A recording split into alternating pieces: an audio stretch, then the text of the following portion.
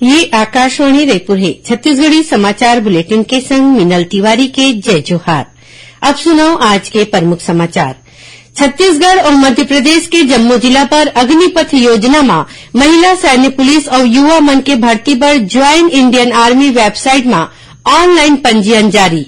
भारतीय जनता युवा मोर्चा बेरोजगारी के मुद्दा ला लेके काली राजधानी रायपुर में राज्य सरकार के खिलाफ प्रदेश भर में आंदोलन करैया है और छत्तीसगढ़ माध्यमिक शिक्षा मंडल 10वीं और 12वीं के पूरक परीक्षा के नतीजा घोषित कर दे है। अब समाचार विस्तार ले। छत्तीसगढ़ और मध्य प्रदेश की जम्मू जिला पर अग्निपथ योजना में महिला सैन्य पुलिस रैली अवैया 19 ले 22 अक्टूबर तक जबलपुर में राखे जाही। ये रैली में संग्रह बर अभ्यर्थी मन ला 7 सितंबर तक ज्वाइन इंडियन आर्मी वेबसाइट में ऑनलाइन पंजीयन कराए बर पड़ही। इस संबंध में और ज्यादा जानकारी नवा रायपुर के सेना भर्ती कार्यालय ले जा सकत है। उन्हें भारतीय थल सेना कोती ले अग्निपथ योजना में युवा मन के भर्ती बर अवैया 13 ले 22 नवंबर तक रायपुर में रैली राखे जाही। एमा संग्रह बर अर्जी देवैया मन ला ज्वाइन इंडियन आर्मी वेबसाइट में 3 सितंबर तक पंजीयन कराना जरूरी है। एमा आने पद में भर्ती बर 8वीं ले 12वीं पास के शैक्षणिक योग्यता तय करे गे है।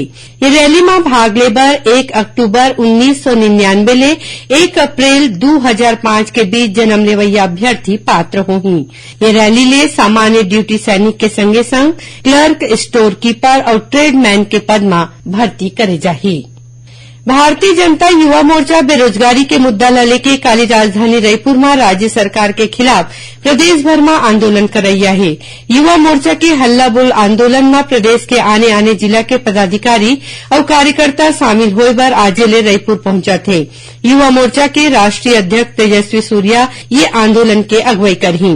प्रदेश में बेरोजगारी ला गंभीर मुद्दा बतात भाजपा के प्रदेश प्रभारी डी पुरंदेश्वरी राज्य सरकार ऊपर वादा खिलाफी के आरोप लगात किहिन कि प्रदेश में सबले कमती बेरोजगारी के दावा में कोनो किस्म के सच्चाई नहीं है। प्रदेश भाजपा कार्यालय में पत्रकार मन ले गोट बात करत ओमन किहिन कि कांग्रेस पाछू विधानसभा चुनाव के बेरा अपन घोषणा पत्र में प्रदेश के 10 लाख युवा मन ला 2,500 रूपया बेरोजगारी भत्ता दे के वादा करे रहीन। संगे संग 1 लाख युवा मन ला रोजगार दे के घलो वादा करे रहीन है। ओमन किहिन कि अभी सेना में भर्ती बर करीबन 2 लाख अर्जी जमा हुए हैं। इसमें भाजपा जब बेरोजगार युवा मन ले बेरोजगारी भत्ता दे के वादा करे रही, संगे संग 1 लाख युवा मन ला रोजगार दे के वादा घलो करे रही।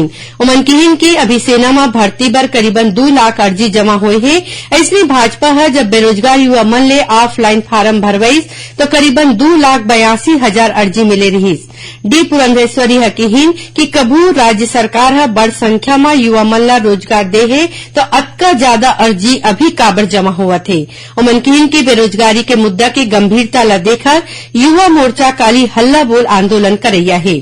आंदोलन के संबंध में युवा मोर्चा के प्रदेश मीडिया प्रभारी उमेश घुरमोड़े बताइन कि मोर्चा के राष्ट्रीय अध्यक्ष तेजस्वी सूर्या काली बिहनिया 10 बजे बेंगलुरु ले रायपुर पहुंची। आंदोलन में शामिल होए के पहली उमन प्रदेश भाजपा कार्यालय जाही। उहाँ ले रैली में कार्यकर्ता मन संग मुख्यमंत्री निवास के घेराव बर आंदोलन के अगुवाई करही।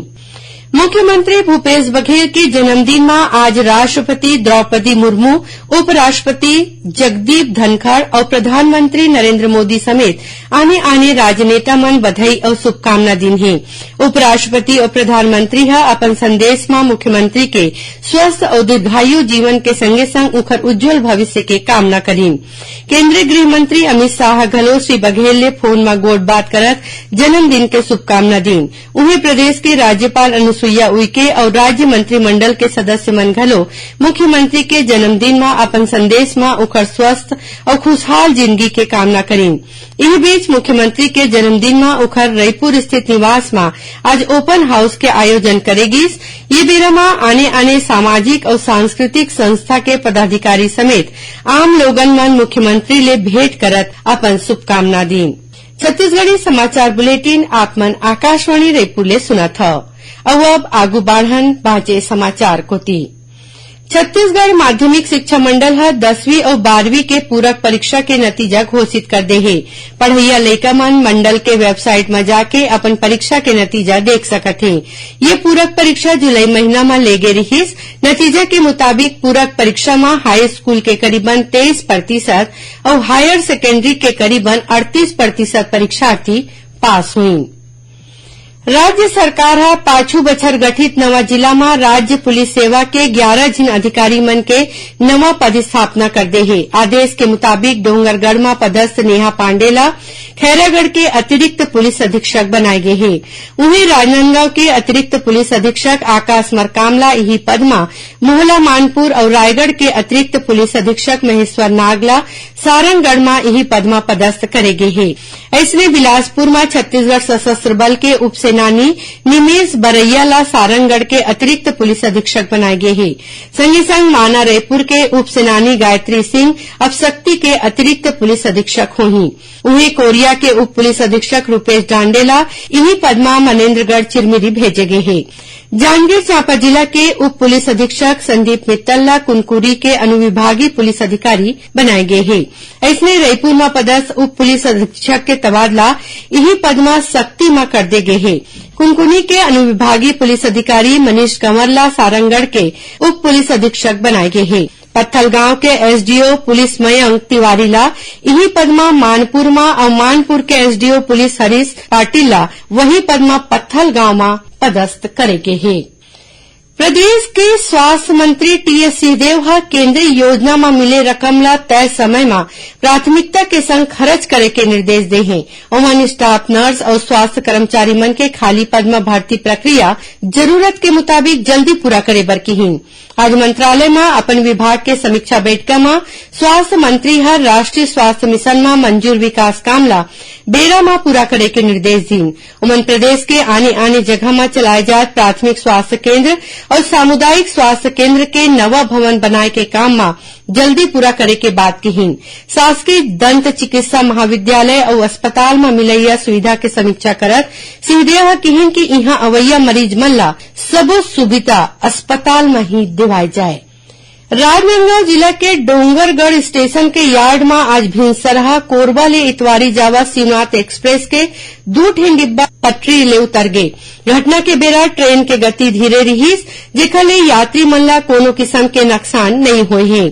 सूचना मिलते मंडल रेल प्रबंधक मनिंदर उत्पल और आने बड़का अधिकारी मन संग राहत दल तुरते घटना के जगह में पहुंच गए। घटना के बेरा शिवनाथ एक्सप्रेस डोंगरगढ़ स्टेशन के तीर यार्ड में चलत रहीस। एकर सेती मुख्य रेल लाइन ज्यादा देर बाद बाधित नहीं हुई। तबोले ये घटना के सेती 7 ठिन ले ज्यादा ट्रेन के अवई जवई कुछ देर बाद प्रभावित रहीस। राहत दल के कर्मचारी मन हा पटरी ले उतरे डिब्बा के यात्री मन ला स्लीपर कोच में पहुंचाई तभी ट्रेन ला राजनांदगांव ले नागपुर बर रवाना करेगीस।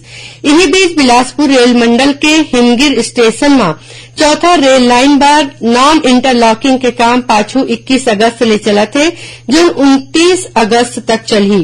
जेखर ले 25 अगस्त के वलसाड ले चलैया वलसाड पुरी एक्सप्रेस और 28 अगस्त के पुरी ले चलैया पुरी वलसाड एक्सप्रेस ला रद्द कर दे गए हैं। दुर्ग बाईपास रोड में आज बिहिनिया करीबन 6 बजे एक कार डिवाइडर तोड़ के विपरीत दिशा ले आवा ट्रक ला टक्कर मार दीस। ये दुर्घटना में कार में बैठे 2 जिन कॉलेज पढ़िया छात्र मन के मौकच में मौत हो गए। उन्हें एक आने छात्र गंभीर रूप ले घायल हो गए है जौन ला इलाज बर स्थानीय अस्पताल में भर्ती कराए गए है। पुलिस के मुताबिक ये तीनों बिहिनिया नाश्ता करे बर ढाबा जावत रहीन। आखिर में प्रमुख समाचार एक घाव फेर। छत्तीसगढ़ और मध्य प्रदेश के जम्मू जिला बर अग्निपथ योजना में महिला सैन्य पुलिस और युवा मन के भर्ती बर ज्वाइन इंडियन आर्मी वेबसाइट में ऑनलाइन पंजीयन जारी। भारतीय जनता युवा मोर्चा बेरोजगारी के मुद्दा ला लेके काली राजधानी रायपुर में राज्य सरकार के खिलाफ प्रदेश भर में आंदोलन करैया है और छत्तीसगढ़ माध्यमिक शिक्षा मंडल है 10वीं और 12वीं के पूरक परीक्षा के नतीजा घोषित कर दे है। एकरे संग छत्तीसगढ़ी समाचार बुलेटिन इहे सिरावत है। जय जोहार।